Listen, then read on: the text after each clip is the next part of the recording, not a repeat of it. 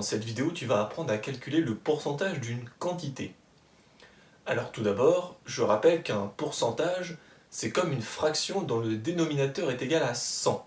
Par exemple, 30%, ça peut aussi s'écrire comme étant 30 sur 100 ou 30 centièmes. Eh bien, pour calculer le pourcentage d'une quantité, il suffit de faire une multiplication entre ce pourcentage et cette quantité. Par exemple, 60% de 30 euros, eh bien je vais faire 60% multiplié par 30 euros pour trouver combien cela fait. Je remplace 60% par 60 sur 100 pour faire mon calcul, et je multiplie par 30. Ensuite, je peux prendre ma calculatrice, faire 60 divisé par 100, puis multiplier par 30, et je vais trouver 18. Je vais donc pouvoir conclure que 60% de 30 euros est égal à 18 euros. Je peux aussi écrire ma fraction comme un nombre décimal.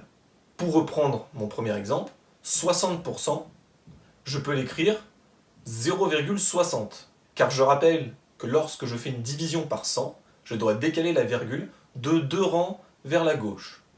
Et du coup, 60% de 30 euros, eh ben je peux aussi faire 0,60 multiplié par 30, et je retomberai sur 18.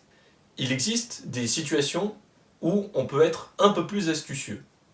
Par exemple, si on me demande de calculer 20% de 40 grammes, eh bien je peux trouver une relation entre 20% et 100%.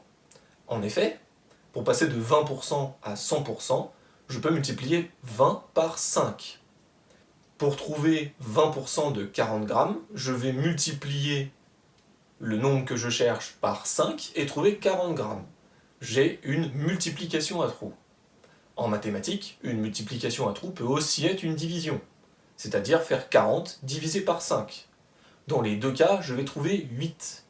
Je vais pouvoir conclure que 20% de 40 grammes est égal à 8 grammes. Tu l'auras peut-être compris, mais il s'agit d'une situation de proportionnalité. Je peux mettre toutes ces informations dans un tableau. Je peux mettre le 100% et le 20% sur la première ligne, et en dessous, le 40 grammes et le 8 grammes. On remarque que pour passer de 100 à 20, je divise par 5, et pour passer de 40 à 8, je divise par 5, dans un sens. Et dans l'autre sens, il me suffit de multiplier par 5. Voilà, cette vidéo sur le calcul de pourcentage est maintenant terminée. À bientôt!